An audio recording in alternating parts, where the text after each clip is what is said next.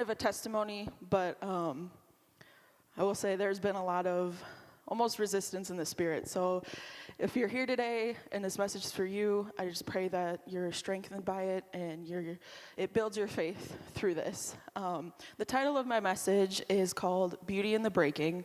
And like I just said, it's kind of been an anthem in my life lately, and I'm just going to take a moment and share what God put on my heart. So I'm going to start off with the text, or some of the text I'm going to take for my message. It's Job, the first chapter. We're going to start in verse 6, and we're going to read through verse 12.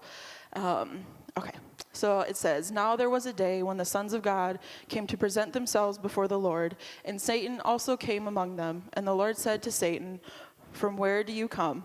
So Satan answered the Lord and said, 'From going to and fro on the earth, and from walking back and forth on it.' And the Lord said to Satan, 'Have you considered my servant Job, that there is none like him on the earth, a blameless and upright man, one who fears God and shuns evil?' So Satan answered and said, 'Does Job fear God for nothing? Have you not made a hedge around him, around his household, and around all that he has on every side? You have blessed the work of his hands, and his possessions, and have increased in the land. And his possessions have increased in the land. But now stretch out your hand and touch all that he has, and he will surely curse you to your face.' And the Lord said to Satan, 'Behold, all that he has is in your power. Only do not lay a hand on his person.'" And then I'm going to read James 1, verse 2 through 4. It says, "My brethren, count it all joy when you face various trials, knowing that the testing of your faith produces patience. But let patience have its perfect work, that may be my perfect and complete." I think I have a typo in here, "and lacking nothing." Anyways, I was reading those verses preparing for my message, and it just spoke to me. And the one thing that I've gotten out of that is that God trusts us with our trials. You hear it a lot that, God won't allow you to go through a trial that he knows, like, he won't be able to handle. God gives you your trial knowing that it's going to make you stronger, and he's going to purify you and refine you through that so you can step into that perfect will of God. And whether it's in those trials, we're going to walk out of it stronger and more steadfast if we allow ourselves to make that choice. Because God will give us a trial, and we can choose to put our faith in him, or we can choose to make our own decisions through that and try to figure it out ourselves, which I'm guilty of. It's kind of like a crossroad in our life. Do we take the path of enduring the trial, going through the heartache and the breaking and the spiritual warfare that might come along with it, and knowing that we're going to walk out with his promise, or do we come up to that crossroad and say, "This is kind of hard, and I don't really have the answers right now, and I'm kind of getting impatient, so I'm going to go this way, and I'm going to make up my own solutions for this." In my life personally, I was at a crossroad like this recently. The past 2 years I've spent down in Missouri at Urshan College. I've been pursuing my degree in human services, and the first year went great. I went down there. I knew I had a calling. I knew that I was there for a reason. I was on fire. I was like, okay, this is the next step. I was kind of in multiple years of kind of just in that transition of me making my own choices. And so I was renewed. I was on fire. I was like, okay, everything's going to fall in place. The Lord, the path is laid out before me. And I came home for the summer, second year, not so great. The summer was rough for me spiritually, so I went into my sophomore year kind of just drained, just mentally, emotionally, spiritually, just dry. And, life happens. Finances were not great. I was barely surviving. I had a job, but it was mentally and spiritually draining. I worked in an adolescent mental facility, so, there's just a lot of stuff that comes along with that. And I was lost. Finances, it's a lot. When you're in college, you're trying to, pay for your school. You're trying to, make sure you can eat food because, school food's not good. So, it was just a lot.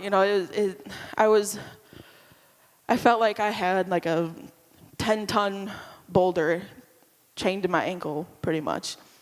And I just kind of just was like, okay, I think I'm supposed to be here. God called me, okay, I guess we're going to take it day by day. And then flash forward to mid-spring semester, I felt God drawing me back to Wisconsin. And that seemed like more of an unknown because I was like, okay, well, I was called away from Wisconsin, now I'm coming back. Okay, well, I was like, whatever, let's just take it day by day. And I took that step of faith. I was in the midst of what felt like the worst trial I've ever experienced. I was here, but what was my purpose? So I was like, all right, let's go back to Wisconsin. It was a step of faith, but it was a shaky one. And I came home, and it was like, again, when I went to Urshan, everything was kind of being laid out. I was like, all right, I guess, we're great. We're coming out of this. It's going to be good. And I was back serving. It felt good to be on the worship team again. Pastor and I had great conversations about furthering my ministry and next steps for me. It was great. I had a fresh promise from the Lord that, my faith and my walk was going to restore things within my life and my family. I was on fire. And then it was kind of like that honeymoon phase almost where you're like, oh my gosh, this is amazing. It kind of, came to a screeching halt. Finances are still there. Debt does not go away. And I was presented with things in my life where I was going to have to find a new job, was moving, all this stuff. I was like, okay. And it was just one closed door after another. I was like, you kind of just take a step back and it's like a deep breath. You're just like, okay, God, I'm trusting you. I know I'm here for a reason. It's been confirmed. I know God doesn't give empty promises, but when you're quite literally drowning, it feels like almost an empty promise. That's your flesh speaking to you. Because when you're in a trial, it's hard to keep your focus sometimes on God and the promises that he has for you. You get very distracted on, okay, well, if I don't do this, I'm not going to have a job. If I don't do this, I'm not going to have a car. If I don't pay this off, I'm never going to be out of debt. It's a lot of things, and it's valid. Everyone, I know I'm guilty of it. I can be your testimony. It is so hard to keep your focus on the straight and narrow path and on the Lord and on what he has for you. It's hard. And especially for me in my situation, I came from that spiritual protective bubble that Bible college gives you. Your services Tuesday, Wednesday, Thursday, Sunday, you have that. It's prayer. You're surrounded by so many young people who are on fire. You have people speaking into your life. And I'm not saying I don't have that here, but when you're surrounded by that 24/7 and coming here, where you're kind of kicked out, okay, you have to have your own salvation. You have to have your own walk. You got to have your own foundation. It kind of shakes you a little bit. And it felt like I was standing in a storm, and it felt like my spirit was just breaking every single day.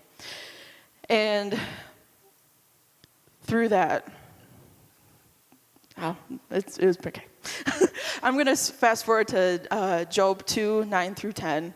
And it says, then his wife said to him, this is Job's wife, do you still hold fast to your integrity? Curse God and die.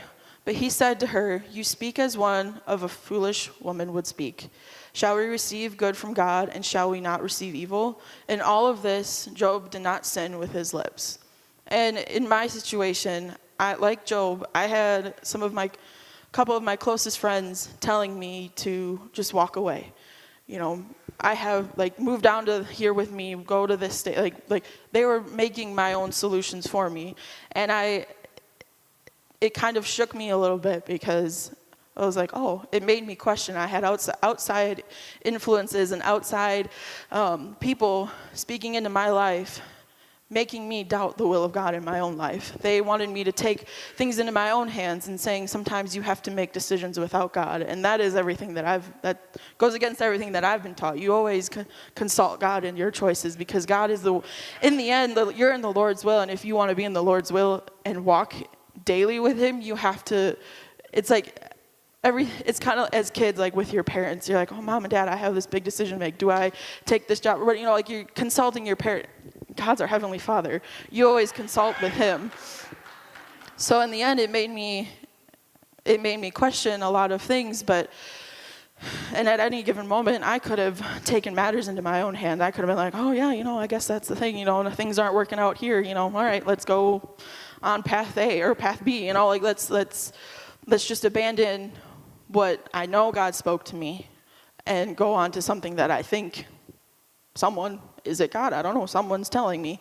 And I could have lost sight of that call that God had given me and let the very human side of me and the very fleshly side of me be like, all right, I have no solutions. I'm getting impatient. Let's go and make some ourselves.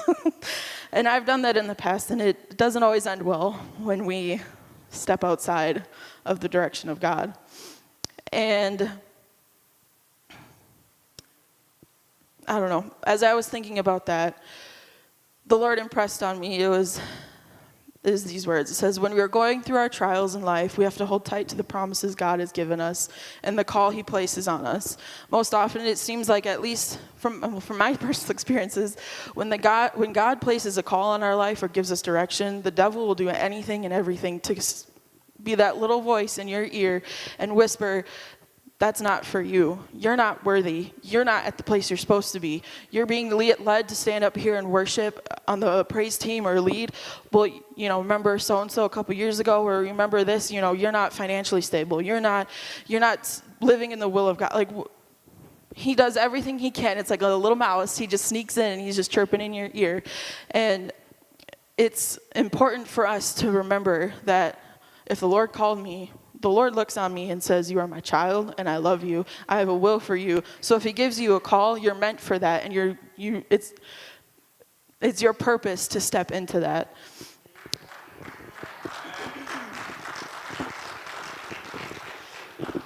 And on another side, the trial that we may be walking through, it's because a lot of times it's like you get a call from God, and God is like, okay, I want you to take this step, this direction. Okay, here you go. We're good. Do it. You're like, okay. And then all of a sudden, the wars and the waves start coming, the storms raging around you. Sometimes it might be God preparing you for that call he put on your life. Those trials we might face is a time of preparation where God refines us and he purifies us, and it's like a diamond. Coal can be made into a diamond. The pressure brings out the impurities. He was preparing you for something so much greater that you can't even see. He's preparing you to be in the altar ministry and ministering to people using your own situation. And you might not see that now, but the trial that might seem like it's absolutely breaking you, you're going to come out a beautiful and precious diamond because the Lord sees what he has for you. And we have to hold that close to our hearts, because it's hard. Trials are hard. They quite literally break you, and that's why my title is Beauty in the Breaking, because you have to remember, I might be a lump of coal right now, but I know that I'm the Lord's. He's given me a promise, he's given me a calling, and I'm in the will of God. All right, let me turn me into a diamond. I don't know, it's gonna be rough, but let's go. But I'm reminded of Esther as well, when Mordecai was pleading with her to go before the king and petition for his people. And I'm going to read out of Esther 4, verse 13 and 14. And it says, Mordecai told them to answer Esther, do not think in your heart that you will escape the king's palace any more than any other Jew. For if you remain completely silent at this time, relief and deliverance will arise for the Jews from another place. But you and your father's house will perish. Yet who knows whether you come to the kingdom for such a time as this. We can't sit and wait on our calling just because we're going through a trial. Our flesh will tell us, okay, well, I'm going to wait until this passes and then I'll pursue it. Waiting for that perfect timing to pursue your calling and the direction God's giving you will not get you any further in the will of God. There will never be that opportune time. The Lord sees you. He knows every single one of our situations. He knows where you're at, and there's a reason he put that call on you, and there's a reason you're going through that trial. He knows the stage of life you're in. He knows the challenges you're facing. He knows the storm that's raging around you, but he still looked at you and said, I'm trusting you with this. It is your job to pursue that. Go through this, because I'm not going to give you something and not walk alongside you and get you through that. He's not going to abandon you. He's not going to just be like, okay, here's your calling, and take a step back. He's going to hold your hand. He might even carry you through it. He's going to hold you like his own child, like a baby, and just walk through you and strengthen you and build you up through that, because you're going to be better for it in the end. And like I said before, you might not feel like you're worthy of what God's giving you, or you might not even feel like you're worthy of anything because of what you're going through. But God, again, he looks at you and he sees someone who he can trust ministering to the lost people. He can see someone who's worthy of coming alongside a fellow brother or sister who's also hurting or going through a rough time. He sees you and he says, you are worthy of this because I've given you certain circumstances and I'm going to use you to minister to other people.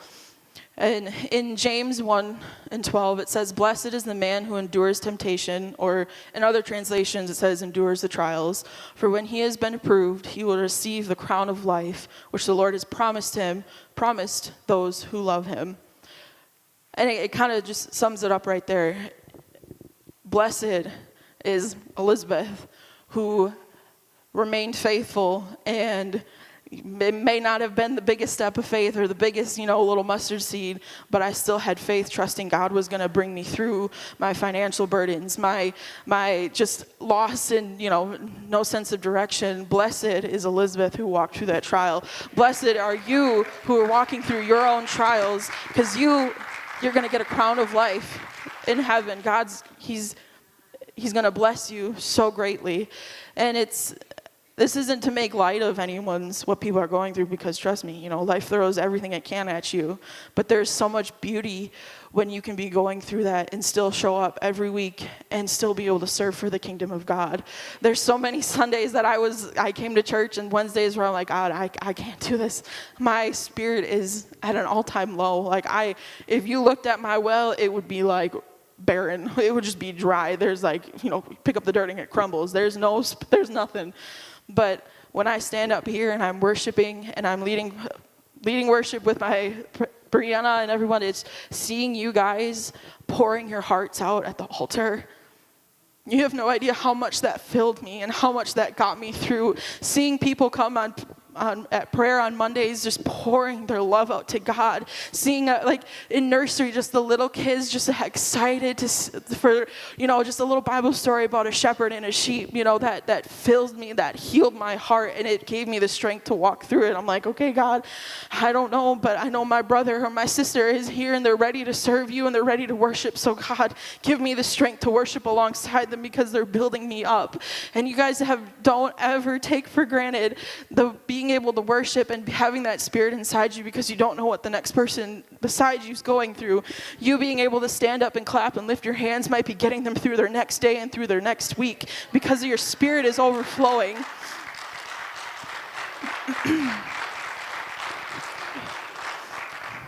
And